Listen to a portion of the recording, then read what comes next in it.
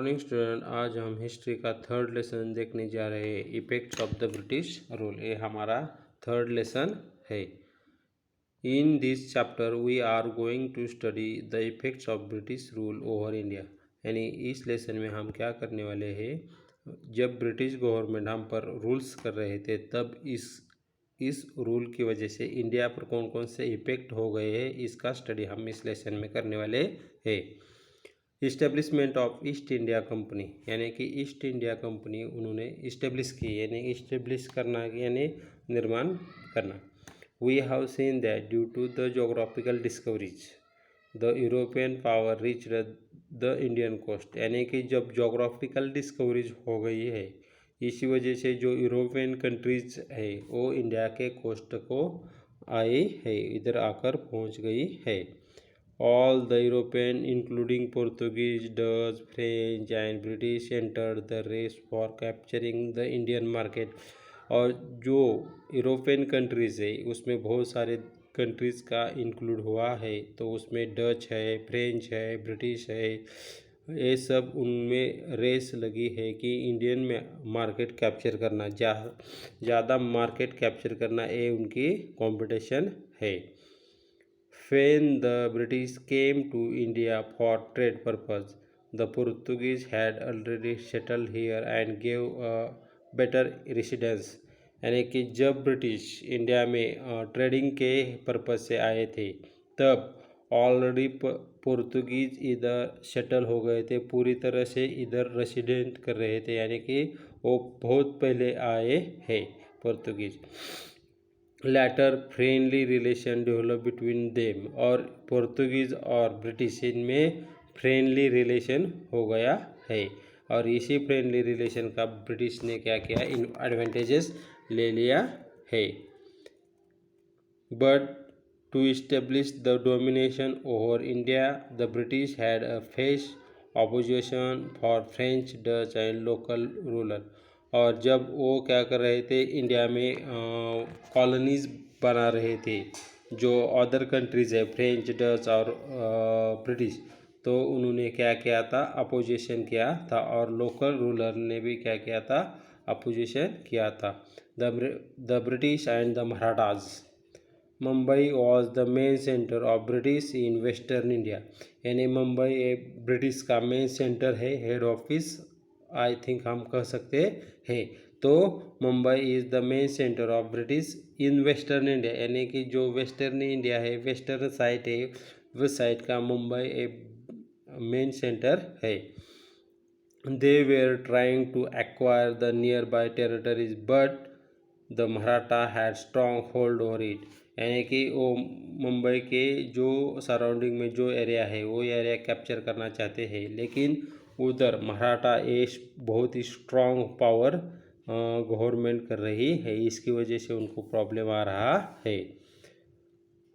After the death of Peshwa Madhavrao, his uncle Raghunathrao approached for help from the British due to these greedy for पेशवाशिप, यानी कि जब after the death of Peshwa Madhavrao Peshwa की death होने के बाद उनका जो अंकल है रघुनाथ राव, उन्होंने ब्रिटिश से हेल्प ली है, क्योंकि उनको पेशवाशिप के लालच आ गया है, इसी वजह से उन्होंने ब्रिटिश का हेल्प लिया है, और यह मराठा का प्रॉब्लम हो गया है बाद में।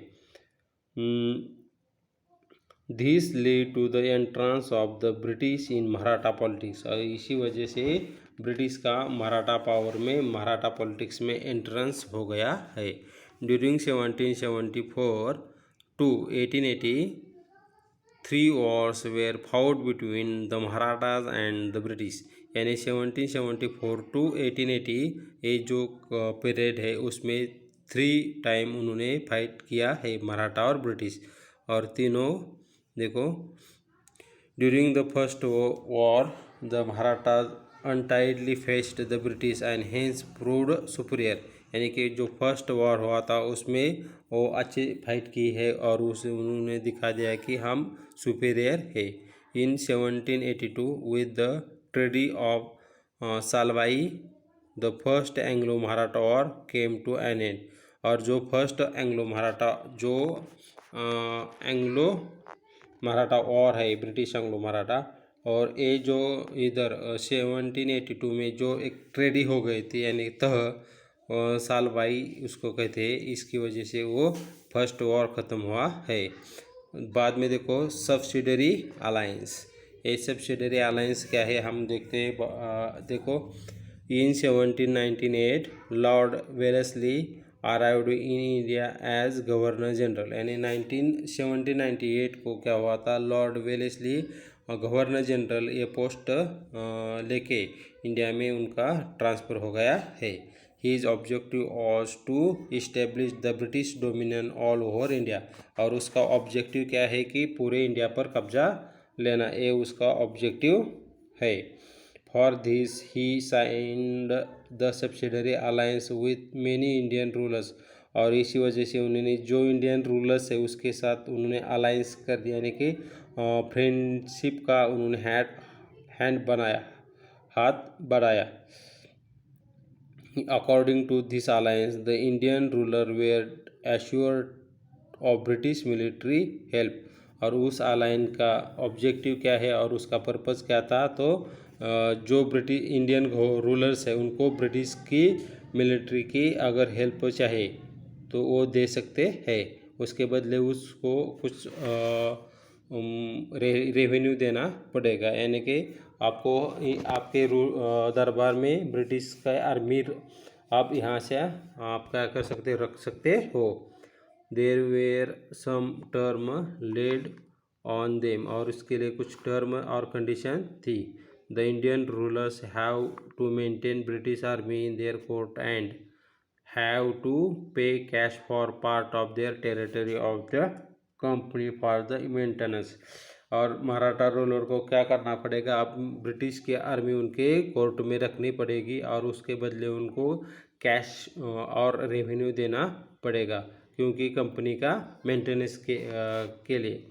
The ruler would not have any alliance with any other power और declare war against any power without the intervention of the British, और जो रूलर्स है वो खुद की कोई अलायंस नहीं रख सकता है और कोई ब्रिटिश की सलाह मसलत लेने के अलावा वो युद्ध का डिक्लेरेशन नहीं कर सकते, ऐसा उन्होंने क्या क्या था कंडीशन डाली है। The ruler would accept the British resident in his state, और रूलर ने सभी ये जो शर्तें हैं वो उन्होंने एक्सेप्ट कर दी है। Some Indian rulers accept the system and lost their freedom, और सम इंडियन जो रूलर है उन्होंने ये सिस्टम एक्सेप्ट कर दिया और उनका फ्रीडम उन्होंने गंवा दिया है। In 1982 Bajirao second sign the subsidiary alliance treaty with the British, यानी जब बाजीराव सेकंड उन्होंने क्या किया था 1802 में ये सब्सिडरी अलायंस पर उन्होंने साइन कर दी है। This alliance is well known as the treaty of Vasai, उसको हम क्या कह सकते हैं ट्रीटी ऑफ वसई कह सकते हैं। But this treaty was not acceptable to some Maratha sardar, लेकिन कुछ मराठे सरदार ऐसे थे कि उन्होंने उसको अपोज कर दिया है। This led to the second Anglo Maratha war, और इसी बीच क्या हुआ है कि सेकंड एंग्लो मराठा वॉर हो गया है। Second Anglo Maratha war, after the victory of British there was increased interference of the British into the Maratha state, और जब मराठा इस वॉर में डिफीट हो गया और ब्रिटिश की विक्ट्री हो गई, इसके बाद और भी उनके जो इरादे हैं वो बदल गए और वो क्या करना चाहते हैं, पूरी महाराष्ट्र पर कब्जा करना चाहते हैं। This became intolerance and this became intolerable and Bajirao second वेग वॉर अगेंस्ट द ब्रिटिश, और ये बहुत ही उनको असह्य हो गया और उन्होंने ब्रिटिश के खिलाफ युद्ध छेड़ दिया है बाजीराव सेकेंड ने। He was defeated in this battle and 1880 he surrender to the British. और ये जो उन्होंने बाजीराव से कन्या युद्ध छेड़ा था इसमें उनका डिफीट हो गया, वो पराजित हो गए और उन्होंने शरणागति ब्रिटिश के सामने ले ली है। In the means time the capital of Mughals was under the control of Daulatrao Shinde. अब मराठा का जो कैपिटल है, in means the time the capital of Mughal का जो कैपिटल्स है वो किसके कंट्रोल में था? दौलतराव शिंदे इनके कब्जे में है। By defeating the troops of Shinde, general lake captured the Mughal emperor and gain victory over the Hindustan. और बाद में उन्होंने क्या किया? दौलतराव शिंदे को भी पराजित कर दिया और उनका जो उन्होंने पूरा कंट्रोल ओवर इंडिया पर कर दिया है। Chhatrapati Pratap Singh, although the Peshwaship came to an end, Chhatrapati Pratap Singh of Satara was still ruling, यानी कि ये पेशवाशिप खत्म होने के बाद क्या हुआ है? छत्रपति प्रताप सिंह सातारा में क्या कर रहे हैं? अभी भी रूलिंग कर रहे हैं। although the Peshwaship came to an end, इसकी एंड हो गई है। बाद में भी छत्रपति प्रताप सिंह सातारा में क्या कर रहे हैं? रूलिंग कर रहे हैं। Britisher sign a treaty with Chhatrapati Pratap Singh and appointed Grant Duff as an officer to assist him in the state affairs. और उन्होंने एक ट्रेटी साइन कर दी है छत्रपति प्रताप सिंह के उन्होंने। और क्या क्या है कि ग्रैंड अप को उन्होंने क्या क्या है, यानी ब्रिटिश जो रूलर्स है उन्होंने ग्रैंड अप को अपॉइंट किया है ऑफिसर को, उनका कुछ स्टेट में जो अफेयर्स है, जो हलचल है वो देखने के लिए। But later the Chhatrapati was dethroned and exile to Kashi, he died there in 1847। यानी कि बाद में छत्रपति प्रताप सिंह क्या हुआ? डिथ्रोन्ड रहने के उसका जो सिंहासन है उससे वो नीचे आ गए और वो एक्साइल यानी कि हद पार हो गए और काशी चले गए। और काशी में उनका 1847 में डेथ हो गई। Ramoji Bapuji Gupte, a loyal officer of the Chhatrapati, fought the legal battle and went up to England but this efforts were unsuccessfully. यानी रामोजी बापूजी गुप्ते ए छत्रपति प्रताप सिंह का एक वफादार साथी है। उन्होंने क्या किया कि ब्रिटिश के खिलाफ उन्होंने जंग जारी की थी, लेकिन उसका जो एफर्ट्स है वो कम पड़ गया। Later Lord Dalhousie rejected the adoption policy and in 1848 and annexed the state of Satara.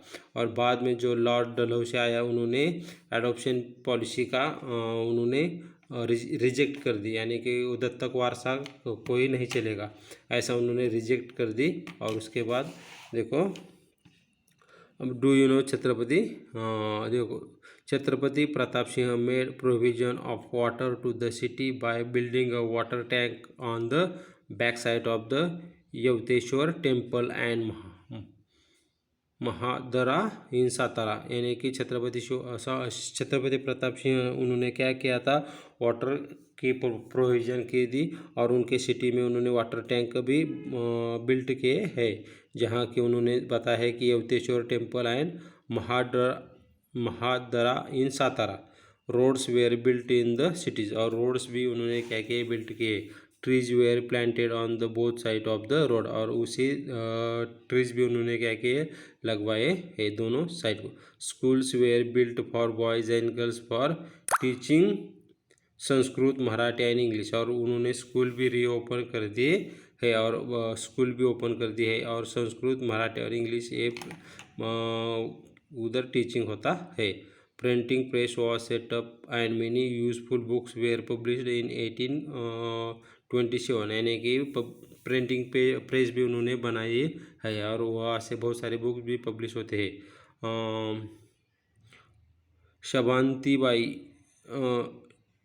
Shabhanti, a book on politics, was printed. He built road from Satara to Mahabaleshwar to Pratapgarh, यानी कि उन्होंने जो books लिखा था, शभांति उसमें उन्होंने उस road का उन्होंने एक्सप्लेन कर दिया है कि महाबलेश्वर से लेके प्रतापगढ़, यानी कि सातारा टू महाबलेश्वर, महाबलेश्वर से Pratapgad, the same road further extended to Mahad, और यही रोड आगे एक्सटेंड होकर महाड़ तक जाता है।